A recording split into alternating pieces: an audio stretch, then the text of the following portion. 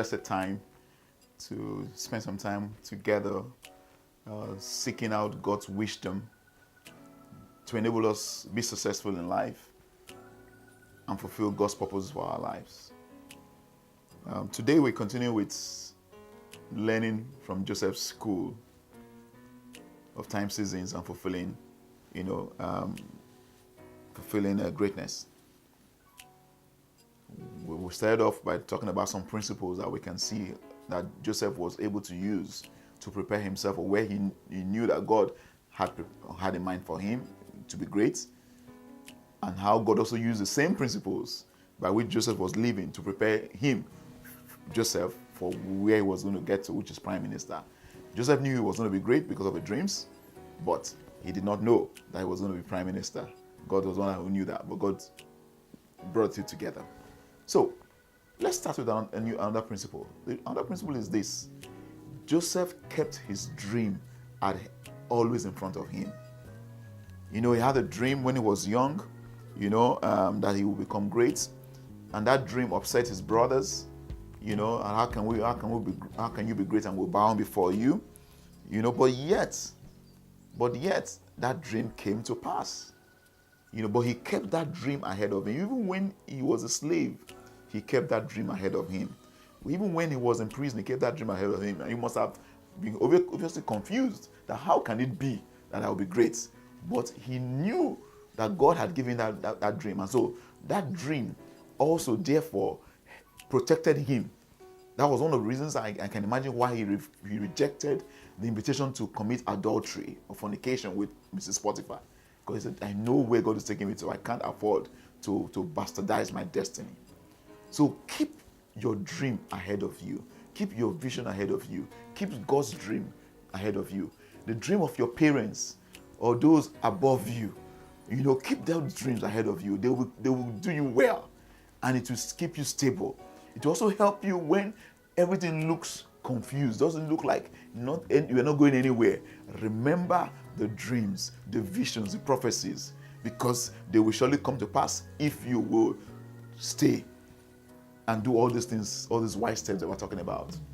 Another thing about Joseph that enabled him to be well prepared for where he knew he was going to go to and where God was taking him to was the principle of progressive progress. That's what I call it. The principle of progressive progress, the wisdom of progressive progress. What this means is that even though Joseph was a slave, he was showing progress. When he was in prison, he was showing progress. At no point in time in his life did Joseph not show progress. Now, look with me to Genesis 39, and I'm reading now from verse 4. So Joseph found favor in the sight of his master Potiphar and served him.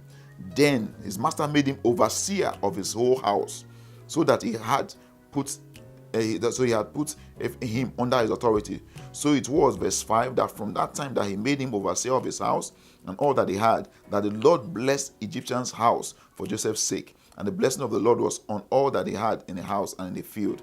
Thus he left all that he had in Joseph's house and in Joseph's hands, and he did not know what he had except for the bread which he ate. In other words, here is a prisoner.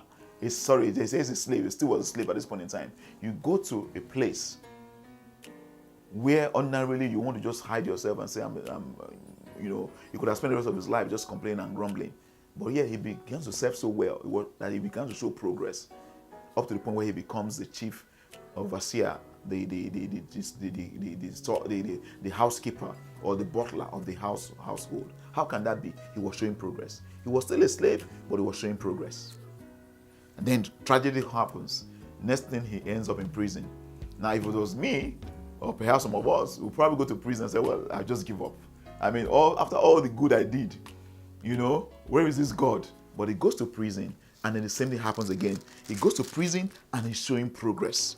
And so we read from verse 22 of Genesis 39, and the keeper of the prison, the governor of the prison, committed to Joseph's hands all the prisoners who were in the prison. Whatever they did, it was his doing. And the keeper of the prison did not look into anything that was under Joseph's authority, because the Lord was with him, and whatever he did, the Lord made him prosper. He was diligent. He was maximizing every moment, and so he was showing progress. So I want to challenge you and to give you this principle of wisdom, that no matter what's happening in your life, you may be stagnant, you may have no papers, you may have no this, no that, but make sure that you are showing progress. Because if you keep on showing progress, then you attain to the highest level that God has ordained for you. God bless you. Progressive people, God bless you. Progressive people, God bless you. I declare that we are alive. Progressive people, God bless you.